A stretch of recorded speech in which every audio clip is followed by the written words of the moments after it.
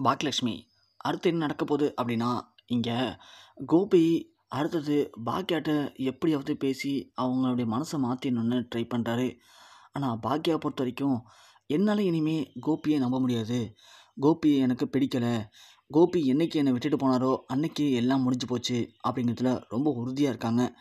கோபி தானாகவே வழிய வழிய வந்து பாக்கியாட்ட என்னதான் பேசணும்னு நினச்சாலும் பாக்கியா அதை அவாய்ட் பண்ணிவிட்டு போயிட்டு தான் இருக்காங்க. ஒரு பக்கம் இங்கே ராதிகா தன்னுடைய குழந்தைய அழைச்சிக்கிட்டு நாம் இங்கேருந்து தனியாக வேற எங்கேயாவது போனால் மட்டும்தான் அவள் நிம்மதியாக இருக்க முடியும். அடிக்கடி அவள் கோபியை நினச்சி ரொம்ப ஃபீல் பண்ணுறா. தனக்காக அதை வெளிக்காட்டிக்காமல் கஷ்டப்படுறா அப்படிங்கிறத ராதிகா புரிஞ்சுக்கிறாங்க. சொல்லப்போனால் இன்றைக்கி பர்த்டே.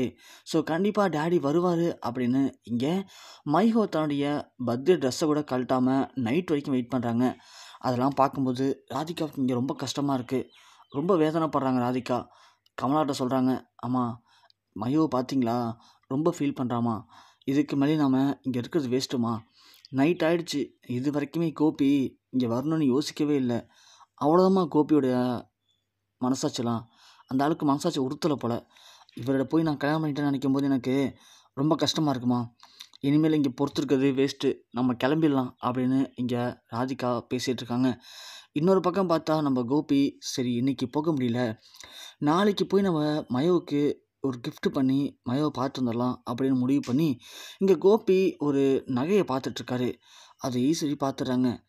என்னப்பா கோபி, பொண்ணுக்காக நகை பார்த்துட்ருக்கியா, நல்லா இருக்கே பிரேஸ்லெட்லாம் அப்படின்னு சொல்ல, ஆமாம்மா ஒன்று வாங்கி gift பண்ணலான்ட்டு இருக்கேன் அப்படின்னு சொல்லவும், இருக்கட்டும்ப்பா, ஏன்ப்பா இனியாவுக்கு தான் நிறைய நகை இருக்கே, அப்புறம் எதுக்குப்பா இது பிரேஸ்லெட்லாம் இப்போது அப்படின்னு சொல்ல, கோபி ஒன்னே, ஐயோ அம்மா இது இனியாவுக்கு இல்லைம்மா, அப்புறம் மயோவுக்குமா, மயோவுக்கு பிறந்த நாள்ல அதான் ஒன்று பர்ச்சேஸ் பண்ணி gift பண்ணலான்ட்டு இருக்கேன் அப்படின்னு சொல்ல, இங்கே ஈஸி ஒன்னே, ஆஹா இவன் வேறு அடிக்கடி அந்த பக்கமே சாயிறானே, இவனை விடக்கூடாது அப்படின்னு சொல்லிட்டு, இது மாதிரி ஒரு கனவு கண்டப்பா, அந்த கனவு ரொம்ப மோசமான கனவு, நாளைக்கு நம்ம குலதெய்வ கோயிலுக்கு போயிட்டு வரலாம் வரியா அப்படின்னு கேட்குறாங்க.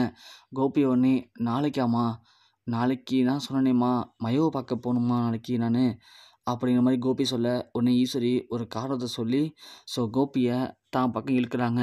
கோபியும் வழியே இல்லாமல் சரிம்மா சரிம்மா நீங்கள் ஒன்றும் ஃபீல் பண்ணாதீங்க, நாம் நாளைக்கு குலதெய்வ கோயிலுக்கு போகலாம் அப்படின்னு கோபியும் ஒத்துக்கிறாரு. இங்கே உடனே பாக்கியாட்ட சொல்கிறாங்க ஈஸ்வரி, ஆனால் பாக்கியா எனக்கு ரெஸ்டாரண்ட்டில் வேலை இருக்குது, என்னால் வர முடியாது அப்படின்னு இங்கே பாக்கியா தட்டி கழிச்சிட்றாங்க. கோபிக்கு புரியுது, சரி நாம் வர்றதுனால பாக்கியா வரல அப்படின்னு. ஆனால் ஈஸ்வரி முடிஞ்ச வரைக்கும் ட்ரை பண்ணி பார்க்குறாங்க. ஆனால் பாக்கியா பொறுத்த வரைக்கும் ரெஸ்டாரண்ட்டில் இப்போ தான் ஓரளவுக்கு ஒரு சில பேர் வந்து சாப்பிட்றாங்க. இந்த நேரத்தில் ரெஸ்டாரண்ட்டை பூட்டுறதுக்கு எனக்கு மனசு இல்லை, நான் ரெஸ்டாரண்ட்டை பார்த்துக்கிறேன்னு சொல்கிறாங்க.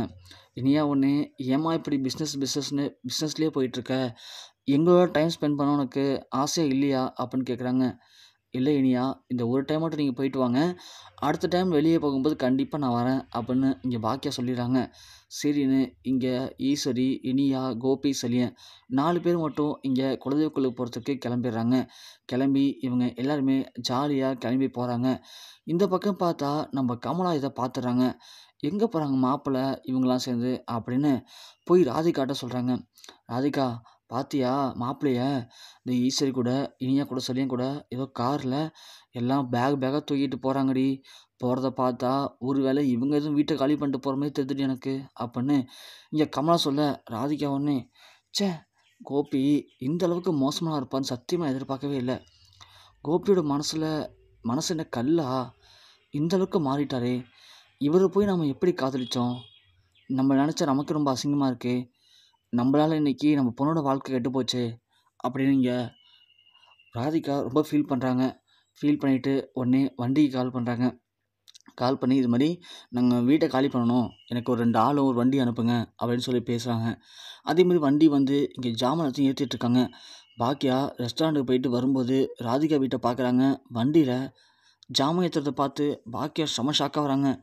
என்ன இது, ராதிகா வீட்டிலேருந்து வண்டி ஃபுல்லாக ஜாமான் போயிட்டுருக்கு, ஒருவேளை சொன்ன மாதிரி ராதிகா வீட்டை காலி பண்ணுறாங்களா, இது நடக்கவே கூடாதே அப்படின்னு சொல்லிட்டு பாக்கியா ஒன்றே போகிறாங்க. ஒருவேளை அத்தை இதெல்லாம் தெரிஞ்சு தான் அவரை இப்போ அழைச்சிட்டு போயிருக்காங்களோ அப்படின்னு சொல்லிட்டு இங்கே போய் பார்த்தா வீட்டில் எல்லா ஜாமானும் ஏற்றிட்டாங்க. ராதிகா மட்டும் உட்காந்துருக்காங்க. அதை பார்த்து பாக்கியா, ராதிகா என்னாச்சு உங்களுக்கு, எதுக்காக ஜாமான்லாம் வண்டியில் ஏற்றிட்டுருக்கீங்க அப்படின்னு சொல்லவும், ஏன் பாக்கியா தெரியாதா உங்களுக்கு? நாங்கள் வீட்டை காலி பண்ணுறோம், அப்புறம் என்ன நிம்மதி தானே உங்களுக்கு அப்படின்னு சொல்ல, ராதிகா திரும்பவும் நீங்கள் தப்பாக புரிஞ்சுட்டீங்க. நீங்கள் வீட்டை காலி பண்ணால் எனக்கு என்னங்க நிம்மதி? எனக்கு என்ன ஆக போகுது அதில் அப்படின்னு சொல்ல, கமலா ஒன்று ஆஹா ஆஹா ஊரில் இல்லாத நடிப்பு நடிக்கிறடி, உனக்கு தாண்டி நடிப்புக்கான அவார்டு தரணும். என்னம்மா நடிக்கிறா பார்த்தியா ராதிகா? ம் நான் புள்ளைய கிள்ளி விட்றேன், புள்ள அழுவும், நீ தாலாட்டு அப்படிங்கிற மாதிரி எப்படி நடிக்காளுங்க பாருங்க சொல்லி வச்சுட்டு.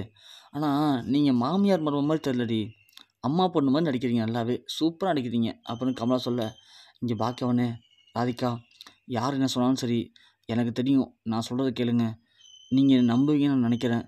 சத்தியமாக எனக்கு அவர் கூட சேர்ந்து வாழணும் அப்படிங்கிற எந்த ஒரு ஆசையும் இல்லை.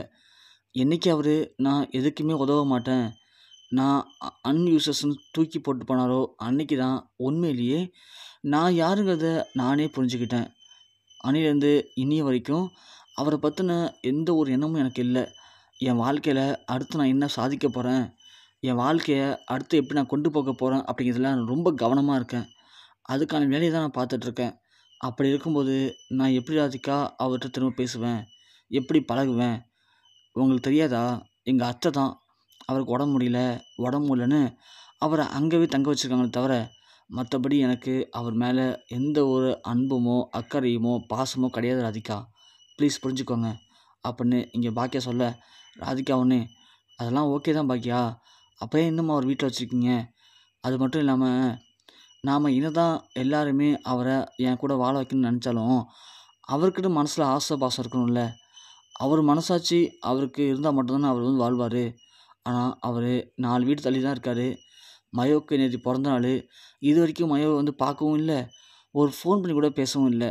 அப்போது அவருக்கே விருப்பம் இல்லாதப்போ நாங்கள் என்னதான் அவர் இழுத்து இழுத்து பிடிச்சாலும், ஏன் 7 கடல் 7 மலை தாண்டி கொண்டு வச்சாலும் கண்டிப்பாக அவர் எல்லாத்தையும் உடச்செறிஞ்சிட்டு இதே எடுத்து வந்துடுவார் பாக்கியா. அதனால தான் சொல்கிறேன், நான் உங்களை தப்பு சொல்லலை, எனக்கு அவர் வேண்டாம். நீங்கள் சொல்கிறீங்களே அவர் என்றைக்கு என் வாழ்க்கையிலேருந்து வெளியே போனாரோ அன்றைக்கி தான் நான் சந்தோஷப்பட்டேன். உண்மையிலேயே வெளியே போனது கொஞ்சம் கஷ்டமாக இருந்துச்சு.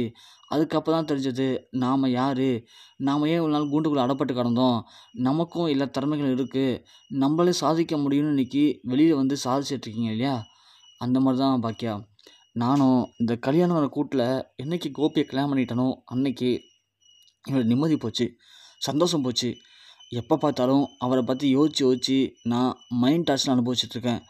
நான் வாழ்க்கையில் பண்ண மிகப்பெரிய தவறான முடிவு கோபியை கல்யாணம் பண்ணது தான். அதை நினச்சி நான் இன்றைக்கி ரொம்பவுமே ஃபீல் பண்ணுறேன். எனக்கு இனிமேல் கோபி வேணாம் பாக்கியா. நீங்கள் எப்படி சந்தோஷமாக இருக்கணும்னு நினைக்கிறீங்களோ அதே மாதிரி நானும் சந்தோஷமாக இருக்கணும்னு நினைக்கிறேன். உங்களால் எனக்கு ஒரு உதவி பண்ண முடிஞ்சது அப்படின்னா தயவு செஞ்சு கோபியை இங்கே அனுப்பிடாதீங்க. கோபியை உங்களுக்கு பிடிக்கலை, உங்களுக்கு நிம்மதி இல்லை அப்படின்னா அவரை வேற எங்கேயாவது அனுப்புங்க. எனக்கு கோபி வேணாம்.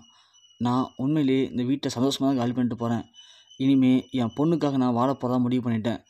என் பொண்ணை என்னால் பார்த்துக்க முடியும், அவளை நல்லபடியாக வளர்க்க முடியும்.